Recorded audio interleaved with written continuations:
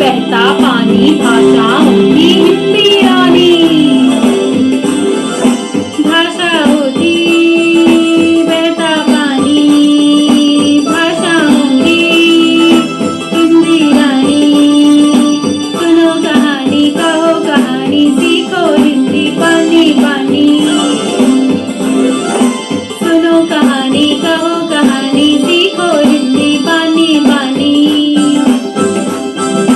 सिखाए हिंदी पढ़ाए हिंदी गड़बड़ मियाँ सयानी रानी। गड़बड़ मियाँ सयानी रानी। गड़बड़ मियाँ सयानी रानी।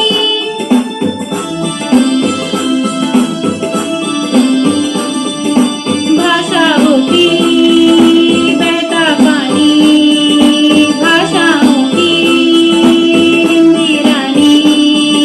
ला ला ला ला ला ला ला ला।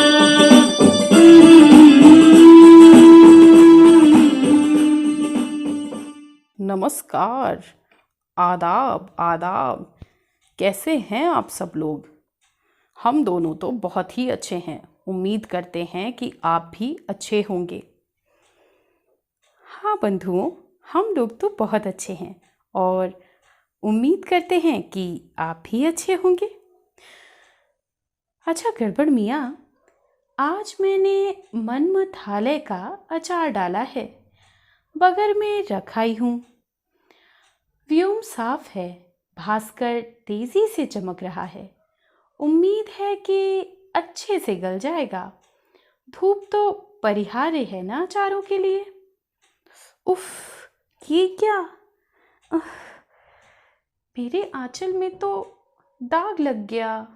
क्या आफत है ये। अच्छा ये बताओ, मेरे पीछे तुमने कुछ आहार पानी लिया या नहीं? अरे तुम इतने गुमसुम से क्यों हो? कुछ बोलते ही नहीं, कुछ रिएक्ट ही नहीं करते। उफ, क्या बोलूँ मैं, क्या बोलूँ? कुछ समझ में आए तब बोलूँ ना। तुम कह क्या गई? मुझे कुछ समझ में ही नहीं आया। तो ये बात है। ओहो गड़बड़ मियाँ, मैंने कहा कि आज मैंने मनमथालय का अचार डाला है और मनमथालय माने होता है आम। और आम को सहकार, रसाल, आम्र, पियम्बू, पिकबंधु, अमृतफल, अम्ब, आम्र और फलश्रेष्ठ भी कहते हैं। ओ, तो आम के भी इतने सारे पर्यायवाची शब्द। आम के भी इतने सारे पर्यायवाची शब्द हैं ये। बिल्कुल ठीक कहा तुमने। और ये बगर क्या था? बगर माने होता है आंगन। इसके साथ ही आंगन को अंगना, अजिर, प्रांगण भी कहते हैं। ओ, और ये व्योम। व्योम माने होता है आकाश। इसके साथ ही आकाश को गगन, नभ, अंबर, अनंत, अंतरिक्ष, शून्य, अभ्र, त्या और पुष्कर भी कहते हैं। ओ अच्छा, और ये भास्कर तेजी से चमक रहा है और इसलिए अचार गल जाएगा, ये क्या था? अब तुम कहोगे कि भास्कर भी कोई गली में नहीं है, ये क्यों नहीं कहा? अरे भाई, भास्कर का मतलब होता है आदित्य। इसके साथ ही अब आदित्य क्या है ये मत कहना। आदित्य माने सूरज, और सूरज को दिवाकर, दिनकर, सूर्य इत्यादि नामों से भी जाना जाता है। ओह, अब समझा। और ये आंचल, आफत, ये क्या था? आंचल का मतलब होता है पल्ला, छोर, दामन, कोना, कोर। और ये आफत कहाँ से बीच में आ गया?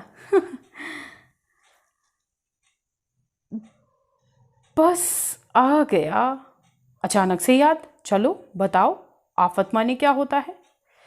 आफत माने होता है मुसीबत, आपदा, विपदा, विपत्ति और आपत्ति। ओ, अब समझा मैं। और ये तुम आहार, पीना खाया, कुछ क्या कहा तुमने? मैंने आहार नहीं पिया। आहार पिया नहीं, मैंने कहा कि तुमने कुछ आहार पानी लिया या नहीं। आहार माने होता है खाना, भोजन, खाद्य वस्तु या खाद्य सामग्री या भोज्य सामग्री भी आहार को कहते हैं, और ये भी पर्यायवाची ही हैं, है ना? बिल्कुल ठीक। अच्छा सयानी रानी, अरे जाओ मत, बोलो बोलो बोलो। तुम बहुत पर्यायवाची जानती हो। चलो आज तुम्हारा टेस्ट लेता हूँ। अच्छा, मेरा टेस्ट लोगे? चलो बोलो तो। चलो बताओ, कहाँ से शुरू करूँ? चेहरे से शुरू करता हूँ। बताओ, आँख का पर्यायवाची क्या होता है? आँख का पर्यायवाची होता है लोचन, नयन, नेत्र, चक्षु, दृग, अक्षि, अम्बक, चख, दीदा, ईषण, विलोचन, प्रेषण। हो, बाप रे बाप, आँख को इतना सारा बोला जाता है और ये भी पर्यायवाची ही है। बिल्कुल ठीक, ये भी पर्यायवाची ही हैं। चलो अब बताओ, आँख से निकला आंसू, आंसू के पर्यायवाची बताओ तो। आंसू के पर्यायवाची हैं अश्रु, नेत्र नीर, नयन जल, नेत्रवारी और नयन नीर। मामला तो बड़ा गंभीर जान पड़ता है। कुछ ऐसा पूछना पड़ेगा कि आवाज को बताओ क्या कहते हैं? आवाज? आवाज को कहते हैं शब्द, स्वर, ध्वनि, वाणी।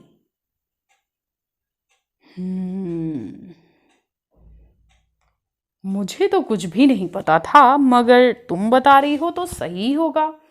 आखिर इतने सारे नाम बता तो रही ही हो। चलो तुम्हें पास किया।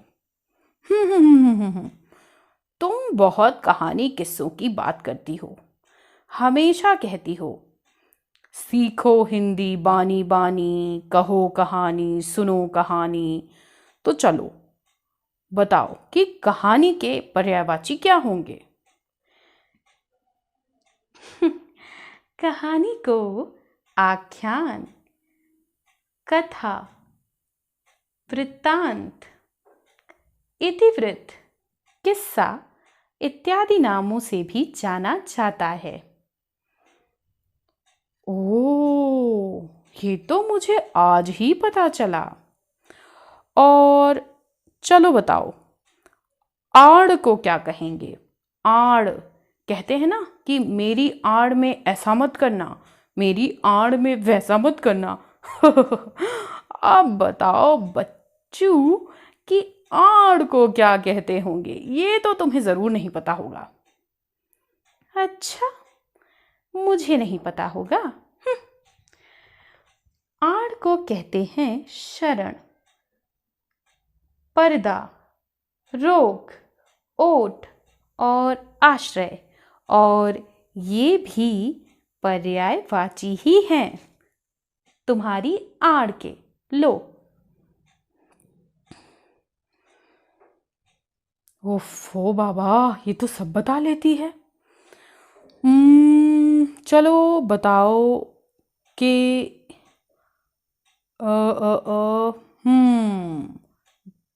दिखावे को क्या कहेंगे?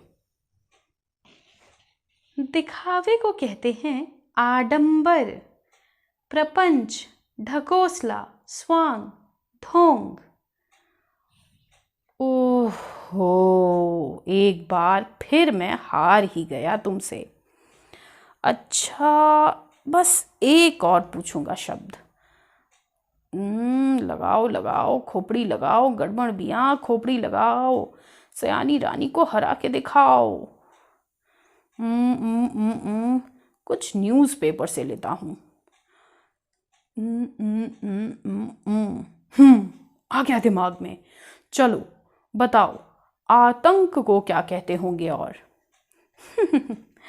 आतंक को कहते हैं भीषिका, उपद्रव, अतिभय, संत्रास, दहशत। और कुछ पूछना है?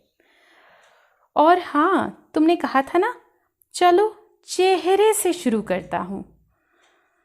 तो मैं तुम्हें बता दूं कि चेहरे को भी कई और नामों से जाना जाता है, और ये हैं आकृति, नैन नक्श, गढ़न, डील डॉल, आकार और चेहरा मोहरा। अब बताओ, पास हुई ना तुम्हारे टेस्ट में मैं? बोलो बोलो, कितने देते हो मुझे? तुमसे कौन जीत सकता है भला सयानी रानी? तुम तो पूरी तरीके से फर्स्ट क्लास पास हो। और इनाम क्या देते हो? इनाम क्या, तुम तो ऐसे ही रानी हो। हाँ हाँ, तुम तो सिर्फ टाल ही सकते हो, फटीचर आदमी। और आज तुम्हें जाना नहीं है? ओ हाँ, मैं तो भूल ही गया। पर मैं तो ये भी भूल गया कि मुझे जाना कहाँ है। ओहो गड़बड़ मियाँ, आज तुम्हें आश्रम जाना था। उफ़ो, तुम तो बिल्कुल बुद्धू हो। हे मुरारी लाल, मेरे मान्यवर मुरारी लाल, आज तुम्हें विहार जाना है। विहार? और नहीं तो क्या। अब ये विहार क्या होता है? ये कौन सी बला आ गई बीच में? हार तो सुना था मैंने, विहार तुम क्या बोल गई?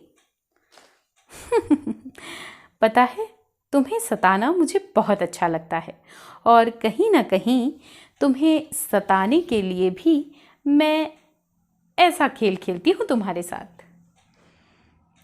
तो अब खेल को शुरू किया है तो खेल को जारी रखो और ख़त्म भी करो, और मुझे जल्दी बताओ कि ये विहार क्या बला है।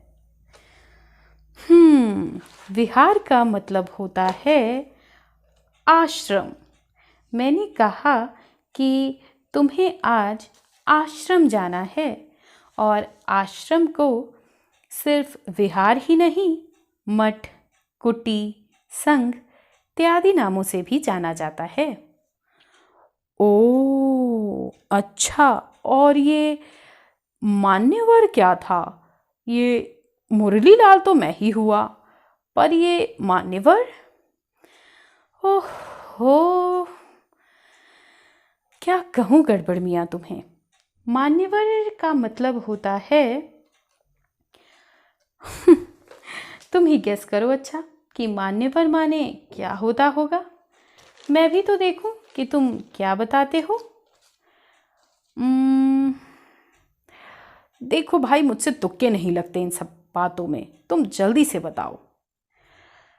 मान्यवर माने होता है आदरणीय, सम्मान्य, मान्य, माननीय, पूजनीय और पूज्य। और मैंने कहा था कि मान्यवर मुरलीलाल, आज आपको बिहार जाना है, यानी तुम्हें आज आश्रम जाना है। याद आया, तुम तो बहुत कुछ जानती हो सयानी रानी। चरण कहाँ हैं तुम्हारे? अरे नहीं गड़बड़ मियाँ, धन्य तो तुम हो कि तुम्हें कुछ भी नहीं आता। ऐसी बात नहीं है, मैं बस अटखेली कर रही तुमसे, बुरा मत मान जाना। तुम तो मेरा आश्रय हो। उफ, फिर एक शब्द, शब्द पे शब्द, शब्द पे शब्द, शब्द पे शब्द। ये तो वही हो गया ना, तारीख पर तारीख, तारीख पर तारीख, तारीख पर तारीख। लेकिन वो फिर भी भली थी। यहाँ तो ऐसे लगता है कि दिमाग पे ही डंडे पड़ रहे हों। अरे भाई, आश्रय का मतलब होता है सहारा, अवलंब। और इसके साथ ही आश्रय को प्रश्रय, आधार और अवलंब भी कहते हैं। ओ, इतने सारे नाम एक ही शब्द के, और ये भी हैं पर्यायवाची, है ना? बिल्कुल ठीक। चलो, अब तुम विहार को जाओ। आखिर ईश्वर तो सर्वोपरि है ना, आदि है, उसकी पूजा तो अवश्य ही करनी चाहिए। उसके आशीष से ही हम आयुष्मान होते हैं। अर्वाचीन समय में इतना समय तो नहीं होता है, लेकिन मन की शक्ति के लिए थोड़ी पूजा अर्चना करनी ही चाहिए। इससे जो प्रमोद मिलता है वह अद्भुत होता है।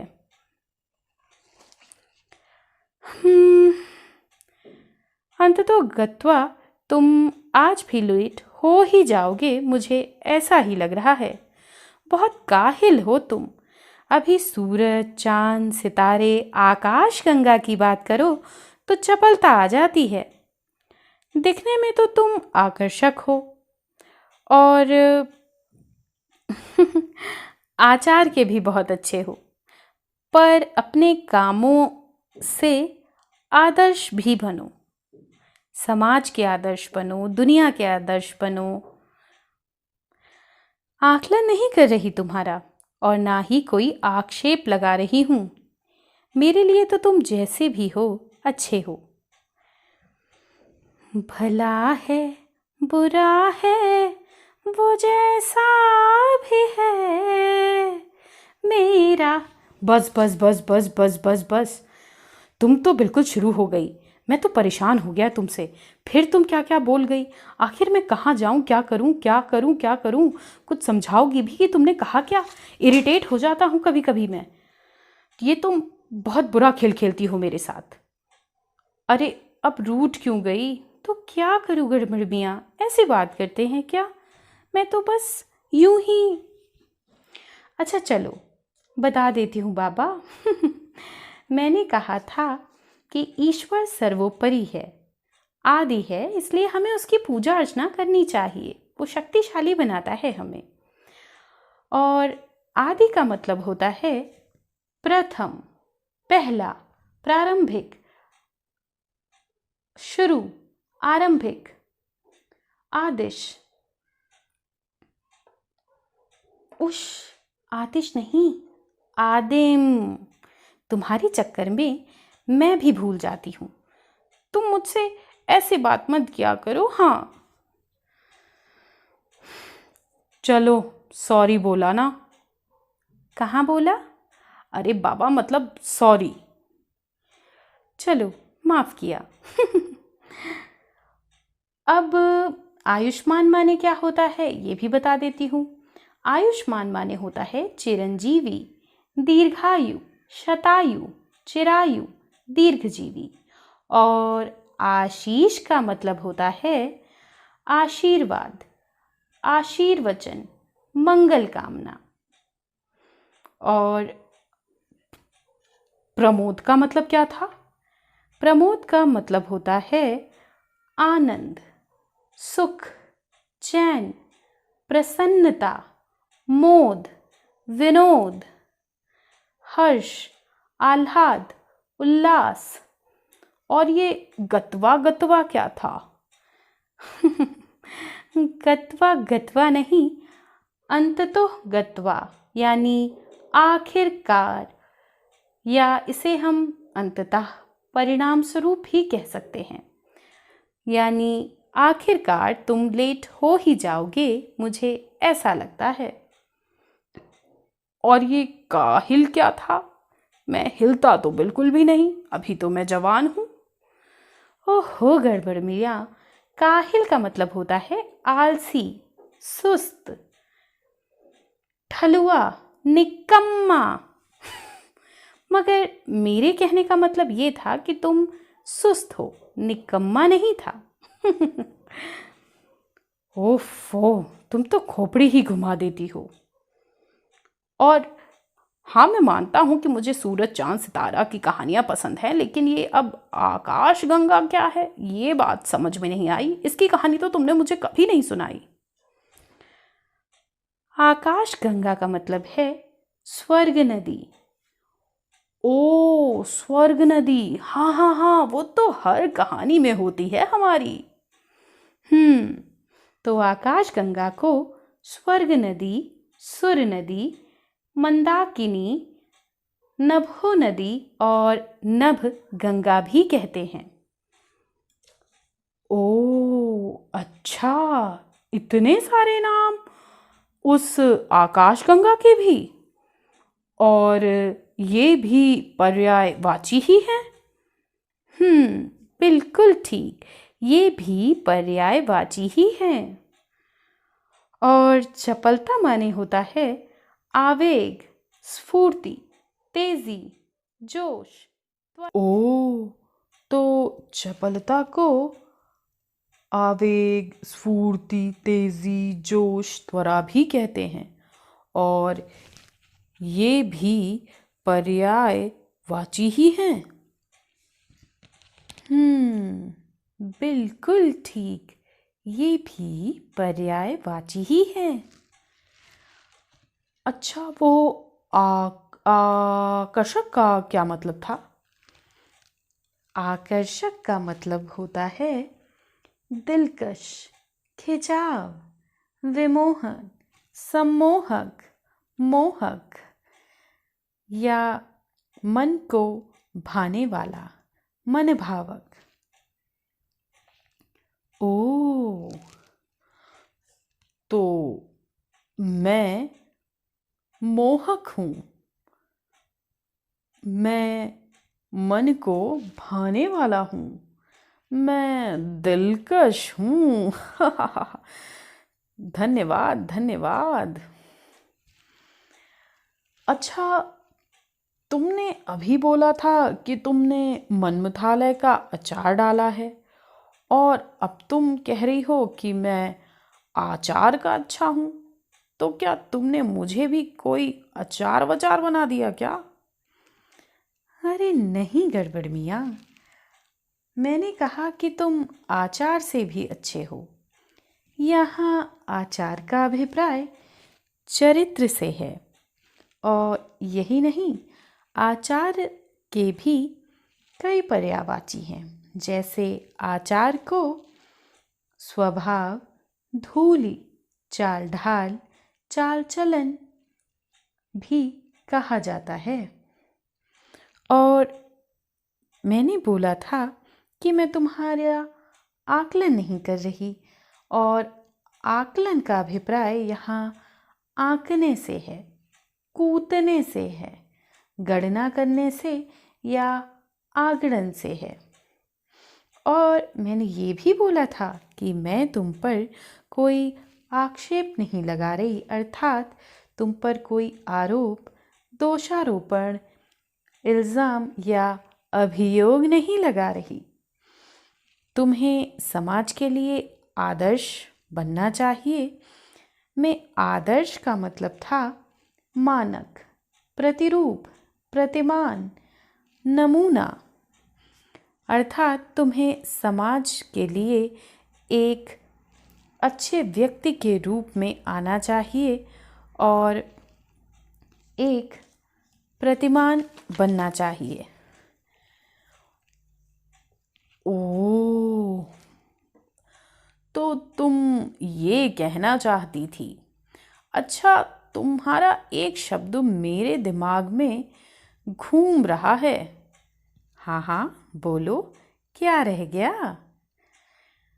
तुमने कहा था कि अचार के लिए धूप परिहार्य है। इसका मतलब क्या हुआ? परिहार का अभिप्राय क्या है?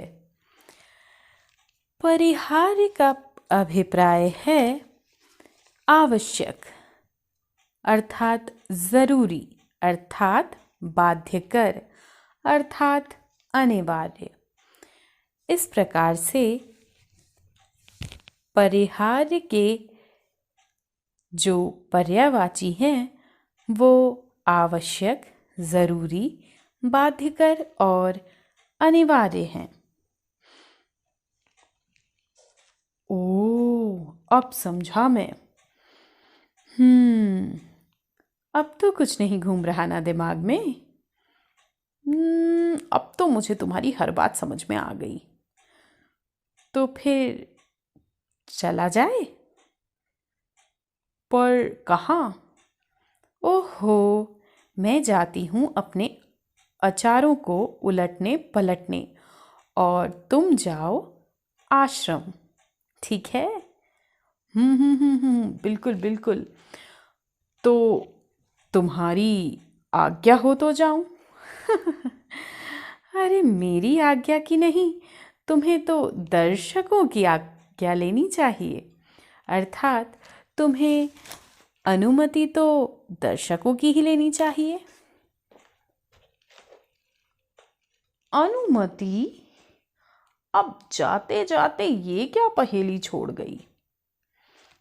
ओहो गड़बड़ मियाँ, आज्ञा का ही पर्यायवाची है अनुमति, और इसके साथ साथ आज्ञा को सहमति और इजाज़त लेना भी कहा जाता है।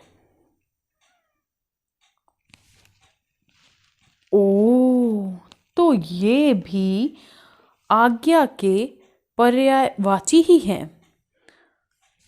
हाँ हाँ, और यही नहीं, आज्ञा को मंजूरी लेना भी कहते हैं। अर्थात इस प्रकार अगर हम देखें तो आज्ञा के भी कई पर्यायवाची हैं, जैसे अनुमति लेना, मंजूरी लेना, स्वीकृति लेना, सहमति लेना और इजाज़त लेना। तो चलो अब ले लेते हैं हम अपने प्यारे प्यारे दर्शकों से इजाज़त। क्यों गड़बड़ मियाँ? हाँ हाँ, बिल्कुल बिल्कुल, नहीं तो मैं लेट हो ही जाऊंगा। बिल्कुल, अंत तो गत्वा तुम लेट हो ही गए। बाय दर्शकों, बाय बाय।